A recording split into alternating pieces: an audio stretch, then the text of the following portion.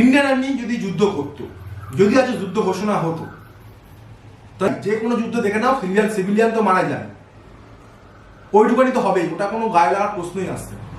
এখানে না সিভিলিয়ান মারা গেছে, না আর্মি লোকেরা মারা গেছে। ওদের যে 9টি আতঙ্কবাদী যে ডেরাগুলো ছিল সেগুলো ভেঙে গুড়িয়ে দিয়ে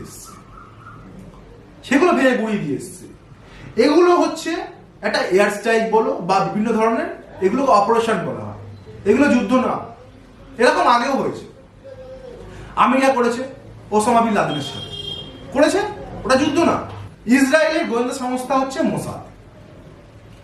মোসাদ প্রায় দিনই করে থাকে, প্রায় দিনই এখানে জঙ্গি আছে মেরে দাও, এখানে আতঙ্কবাদী আছে মেরে দাও, ওদের ডেলির কাজ বললেই চলে। তাহলে আমাদের ইন্ডিয়ান আর্মি সেই কাজটাই করেছে। যুদ্ধ এখনো শুরু হয়নি, যুদ্ধ হলে আপনারা সবাই জানতে পারবেন।